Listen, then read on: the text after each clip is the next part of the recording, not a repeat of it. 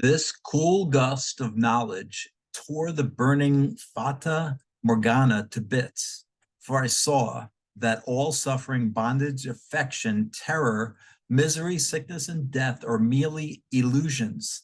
They have no power until we give it to them with our belief. When I recognized this truth, I uttered the real name of the astral passion, just as I had once uttered Homunculus's real name to get mastery over him. Now I was free of the bonds of the inferior physical and astral planes. In Karina's body, the lowest point on the astral plane, I untied the knot on which every man must stumble. True experience can come only from within.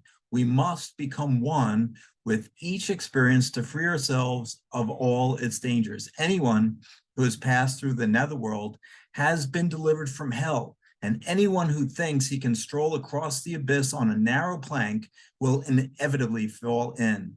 All the lambs, Lapretra, Rosalie, Benet, and the others stood on this bridge, dizzy but blustering, and thought they could go straight to heaven, but they turned out to be wrong.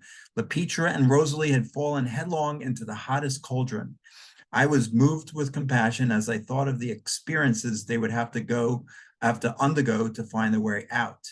I was not in the enchanting moment of grace of which human beings have such ridiculous and erroneous notions. Grace is really the law that turns evil into medicine and makes the nadir of sin and death the beginning of illumination. Not even God can take a single step for a man or cancel any of his debts or remove a burden from his shoulders as an act of favoritism. Then the unfinished experience would remain terra incognita on the map of the soul and leave a dangerous gap which darkness could penetrate at any time. Now, I have two of the keys of Hermes, but I needed the third. Now the demons of the astral world couldn't frighten or subdue me any longer because I wasn't afraid of them. I knew they depended on me for existence. I had created them and I was their master.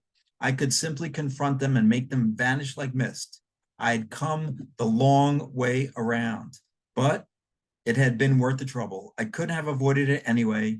It had been inevitable ever since my journey began by Rochad's crushed skull. Being afraid of something makes you a magnet for that of which you are afraid.